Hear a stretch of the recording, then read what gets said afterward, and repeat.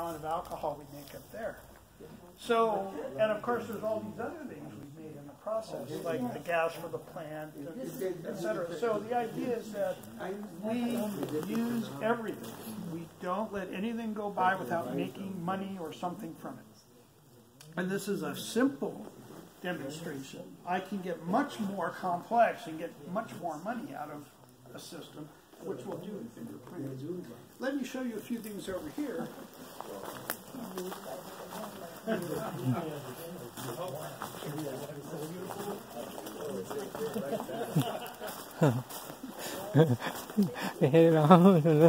So,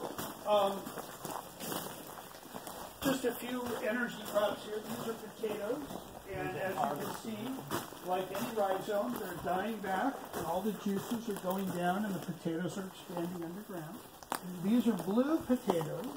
So I'm going to make blue vodka out of this. Wow. How sophisticated. Now, this is sugar cane. Yeah. This is only 6 months old. Okay, so this is pretty fast growth for sugar cane. I'll show you why in a second here. These are sugar beets here, which, you know, first they get to be 15 pounds. Oh, my favorite. Now, these tubes here are drip irrigation. So at night, when we turn it on, you'll see that there are places where it's wet. You see? And there's a little dripper built into the tube right here. So it waters at night. But during the day, we use that tubing for something else. Remember, we talked about how plants need carbon dioxide. Well, how do we get it to the plants? Well, during the day, which is when plants need carbon dioxide because there's sun, we, instead of putting water into this system, we put carbon dioxide. And the carbon dioxide goes out through the tubes and it squirts out of the little holes in the tubing. And so all the plants get carbon dioxide to grow, and it triples the growth rate, like it is with the sugar cane, and triples the yield of the crop that you're giving CO2, to. So for the same amount of square feet in this greenhouse, we can get 3 times the food we would get for every crop cycle. So in a year, that would be 9 times as much food if we had 3 crop cycles. So we get much more out of the capital expense of having a greenhouse by using CO2. Now, it gets cold in the United States, so we need to warm the greenhouse somehow. So if you look at this pipe behind you, and you see the blue tubes coming off the bottom, the blue tubes go underground about 3 feet, and they go all the way to the other side of the greenhouse and come back out of the ground. So if we put something in this pipe, it doesn't leak into the ground. It goes all the way across and comes back out. So what we put into this pipe is hot water. The hot water that either comes from the alcohol plant or it comes from the compost back there in those tubes. So we put the hot water down the tube, and it goes to the other side, and it heats the ground. And the ground heats the water that's in the ground. And the plants have roots that go down into that wet soil, and they pump the warm water out of the ground into themselves. So if the temperature in here gets down to freezing, these plants don't care. They're warm and toasty inside, right? So the outside air could be colder than that, and they are still not going to die from the cold. But look what I do that's different. I don't have to heat that glass. I don't have to heat that steel. I don't have to heat the air.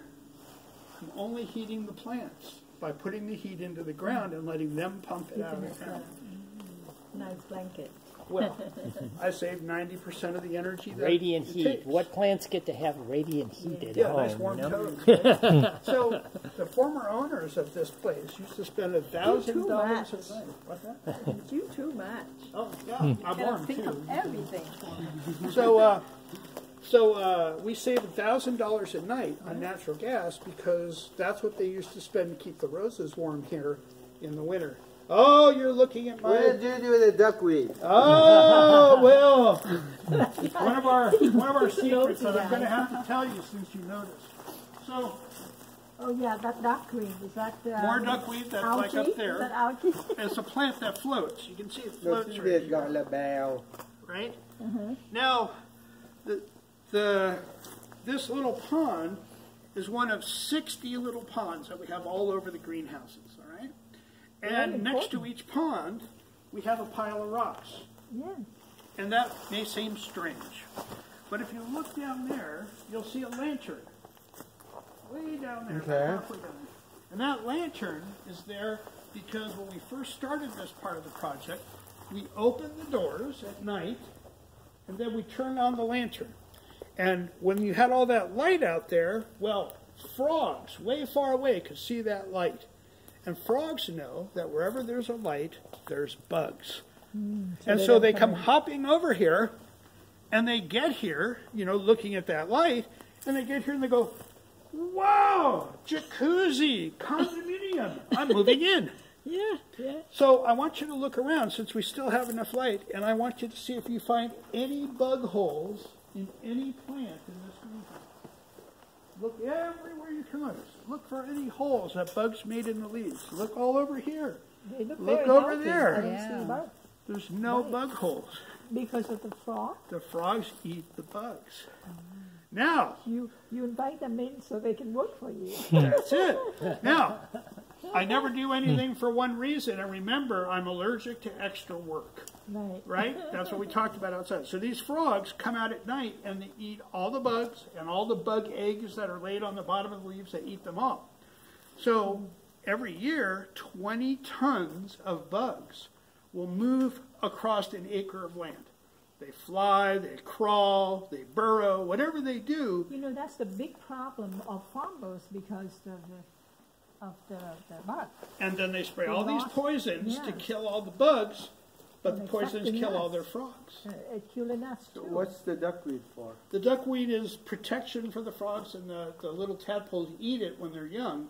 Okay. And frogs are very smart. What they do is all the little tadpoles, when they get their legs, you know, and they get the ability to breathe air, they all get right at the top, and they all jump out at the same time. Because they figure if they all come out at the same time, if there's a predator up there, some of them will get away. Yeah. So then they get out here, and that 20 tons of bugs that comes through the greenhouse, and they eat all those. Well, of course, when you eat something, you have to poop.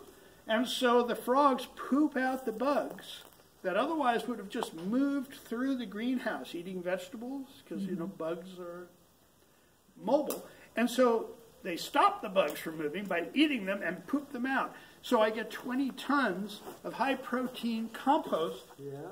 For and the plant, yeah. I don't have to spread it.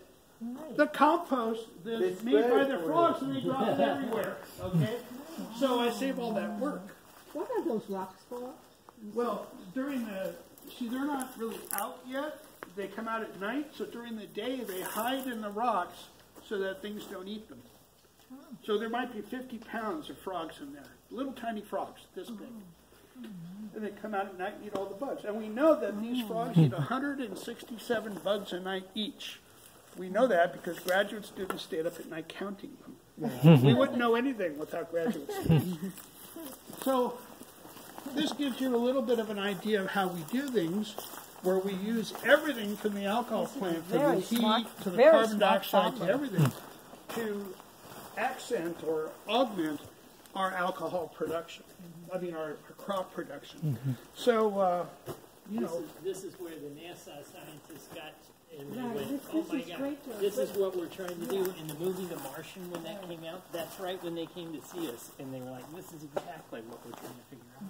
and they said it will cost us $1 billion to have gotten to where you are here with your studies and research, right? And so I said, well, you know, yes, I've been doing this for 20 years, so I guess it's worth $1 billion. Maybe you have to go out on march with them. Well, so here's what we said. You know, they said to me, "You're going to be the first farmer of Mars. We want you to grow the food for the astronauts, you know, or design it for us." And I said, "Well, everywhere where I do a consultation, I insist on a site visit first."